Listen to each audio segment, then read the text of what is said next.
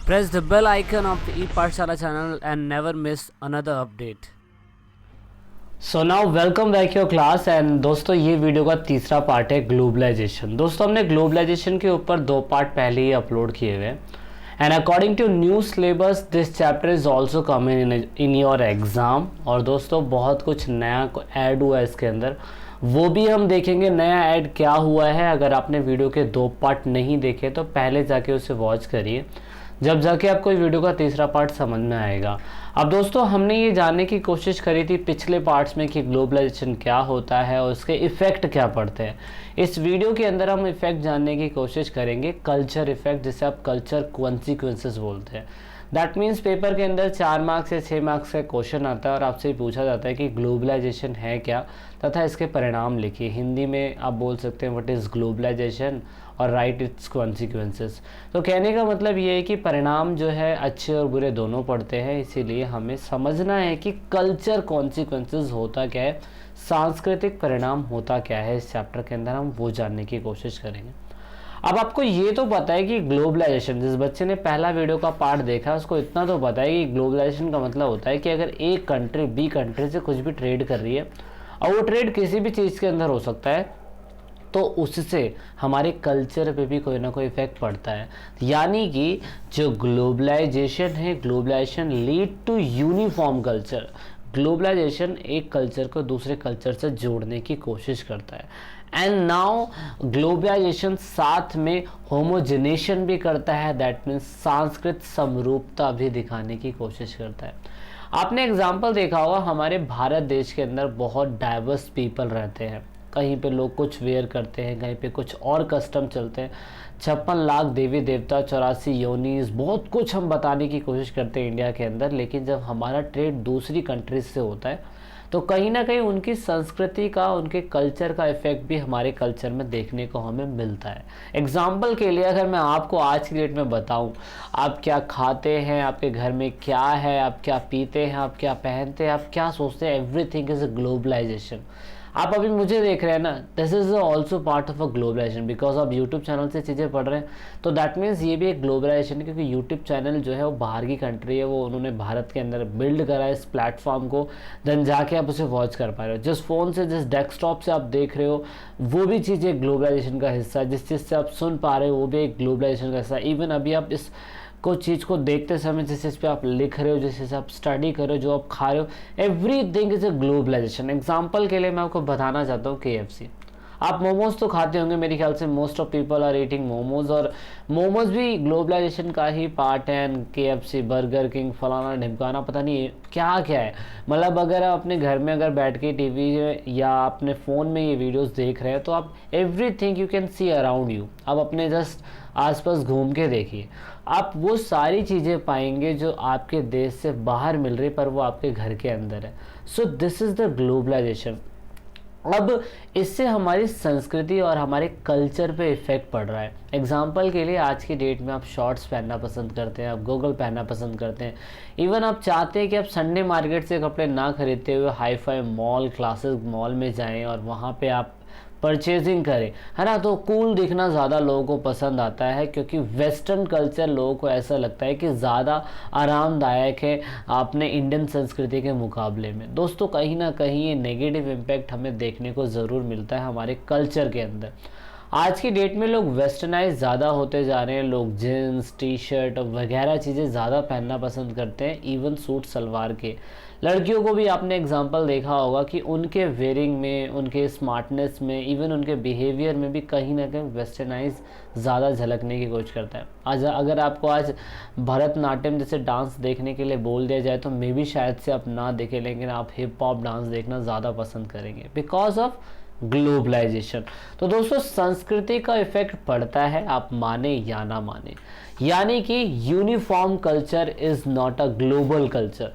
अगर आपने ये देखा कि दूसरी कंट्री की वेयरिंग, दूसरी कंट्री के कपड़े वो ऐसा पहनते हैं, वो वैसा पहनते हैं, शाहरुख खान ऐसा पहनता है, जे भी ऐसा पहनता है, या वो वैसे पहनता है, या वो वैसा पहनता है, तो उसकी तरह ही मुझे जूते खरीदने, कपड़े खरीदने, तो ये भी कहीं ना कहीं हम यूनिफॉर्म कर रहे हैं। लेकिन दोस्तों यहाँ पर ना आप ये देखने की कोशिश करें कि ग्लोबलाइजेशन के अंदर ना ज़्यादातर हमें ये देखने को मिलता है कि western culture it is shrink the rich culture heritage of the entire global.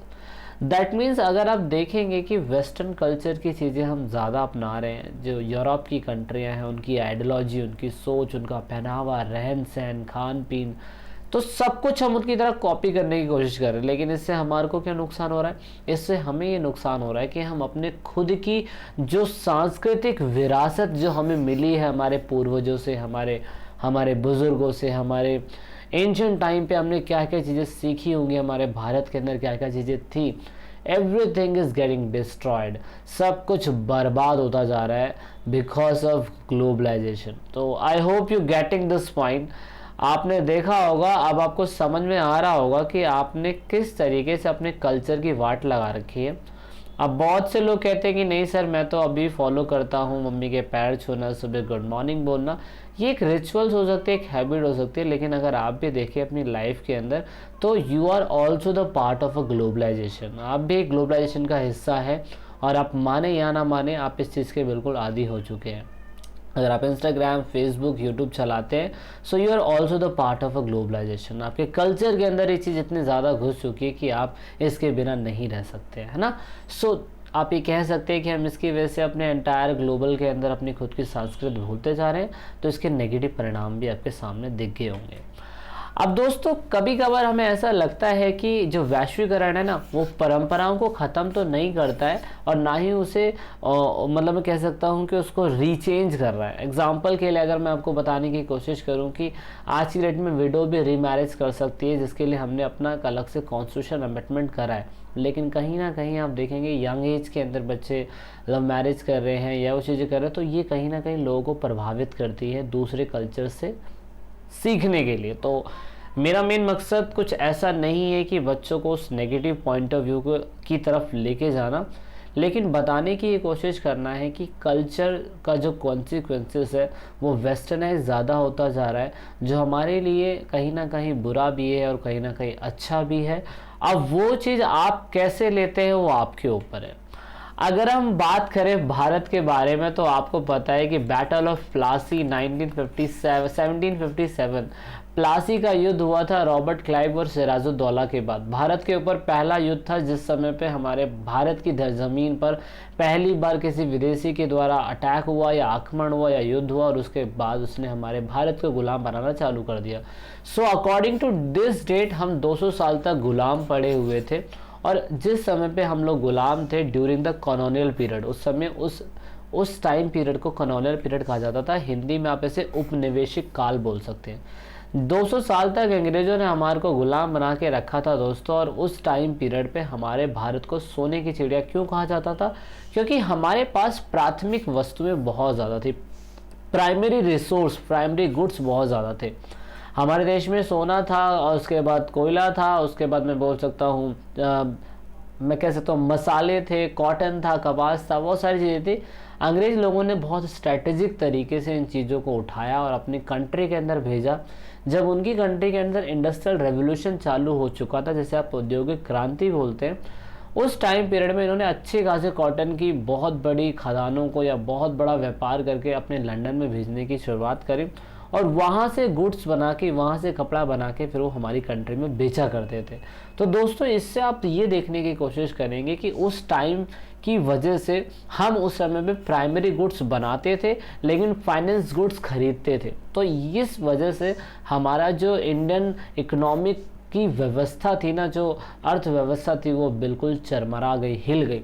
अगर उस समय पे अंग्रेज़ों ने हमें गुलाम नहीं बनाया होता तो शायद से हम फाइनेंस गुड बेच रहे होते और उससे हमारी इकोनॉमिक ग्रोथ होती।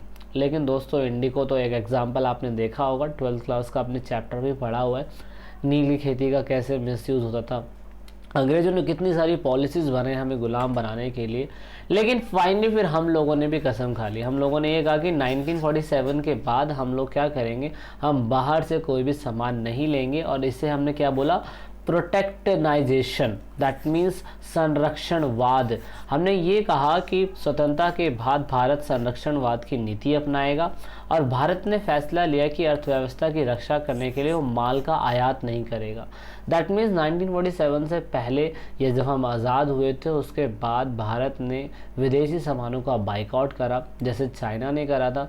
चाइना ने कहा कि अपनी अर्थव्यवस्था हम खुद ही ग्रो करेंगे, हमारी कंट्री के अंदर जो मिलता है हम वही उगाएंगे, वही बनाएंगे, उसे बेचेंगे।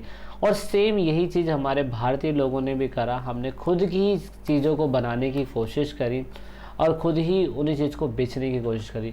लेकिन दोस्तों इसकी वजह से हमारी इकोनॉमिक ग्रोथ बहुत ज़्यादा स्लो हो गई और आप देखेंगे हमने अपनी पंचवर्षीय योजनाओं के अंदर भी इसका इफेक्ट देखा था। इसकी वजह से हुआ क्या, हेल्थ, एजुकेशन, हाउसिंग, इन सभी को अटेंशन नहीं मिल पाया और हमारी ग्रोथ बहुत ही स्लोली हो गई। 75% लोग कृषि की व्यवस्था में काम करते थे, लेकिन कृषि की व्यवस्था को और अच्छा करने के लिए टेक्नोलॉजी की ज़रूरत थी, लेकिन 1947 के बाद हमने ये चीज़ नहीं करी। तो इसकी वजह से आप ये देखने की कोशिश करेंगे कि वैश्वीकरण का विरोध करने का कारण ही यही था कि जिस समय पे 1947 के बाद अगर हम टेक्नोलॉजी को अडॉप्ट कर लेते हैं ना, तो लोगों के पास बहुत सारे ऑफ़र हो जाते, लोगों के साथ बहुत सारी चॉइस हो जाती, लोगों के पास बहुत सारी अपॉर्चुनिटी हो जाती, जो सही भी थी लेकिन हमारी अर्थव्यवस्था के लिए ख़राब थी उस टाइम पीरियड पे। क्यों? लोगों का ये मानना था कि ग्लोबलाइजेशन अगर आ गया हमारी कंट्री में 1947 के बाद, तो रिच और ज़्यादा रिच होते जाएंगे और गरीब और ज़्यादा गरीब होते जाएंगे, जो सही नहीं है। और इसी की वजह से हमारे भारत के अंदर पूरी तरीके से वेस्टर्नाइज डोमिनेंस हो जाएगा। वैसे भी 200 साल तक अंग्रेज़ों ने हमें गुलाम बना के रखा और उसके बाद अगर हम उनकी पॉलिसीज़ अपनाएंगे तो कहीं ना कहीं पूरी मार्केट के अंदर, हमारी पूरी लाइफ के अंदर उनका जो इन्वॉल्वमेंट होगा वो बहुत ही ज़्यादा हो जाएगा। इस तरीके से हमने ग्लोबलाइजेशन को 1947 के बाद देखने की कोशिश करी कि कैसे हमने इसको अब नहीं अपनाना। लेकिन दोस्तों हमने ये पता था कि अगर हमें ग्रोथ करनी है, अगर हमें डेवलप होना है, तो हमें कुछ ना कुछ ज़रूर करना पड़ेगा। इसलिए 1991 के बाद जाके हमने अपनी ग्लोबलाइजेशन की व्यवस्था में थोड़े बहुत चेंजेस लाने की कोशिश करी। वो क्या थी, वो वीडियो के अगले पार्ट में आप देखने की कोशिश करेंगे। ये वीडियो का तीसरा पार्ट था। आपके लिए सरप्राइज़ दोस्तों ये है कि डिस्क्रिप्शन बॉक्स के अंदर अब आपको हमारे हिंदी और इंग्लिश के नोट्स इस चैप्टर के और इवन सभी पॉलिटिकल साइंस के चैप्टर के आपको फ्री इजीली एक्सेस है। आप डिस्क्रिप्शन बॉक्स में जाइए, वहाँ पे पीडीएफ का लिंक आपको दिया हुआ है, उस पर क्लिक करिए और डाउनलोड कीजिए और आप फ्री में उसका एक्सेस कर सकते हैं। सो जब तक के लिए मिलते हैं वीडियो के चौथे पार्ट में, and this is it in this video. तो लास्ट में दोस्तों अगर आप वीडियो को देख रहे हैं और ई पाठशाला चैनल के आप सब्सक्राइबर हैं या नए सब्सक्राइबर हैं, तो ई पाठशाला की टीम से आप सभी को यही रिक्वेस्ट है कि आप इन सभी वीडियो को अपने दोस्तों के साथ शेयर ज़रूर करें और कोशिश करें कि आप दूसरों को शेयर करवाने के लिए बोलें, क्योंकि आप जितना वीडियो को शेयर करेंगे उतना ही हम और लोगों की मदद कर पाएंगे, क्योंकि पढ़ेगा इंडिया जब भी बढ़ेगा इंडिया। तो वीडियो के लास्ट में वीडियो को एंड तक देखने के लिए, चैनल को सपोर्ट करने के लिए बहुत बहुत धन्यवाद। जय हिंद, जय भारत।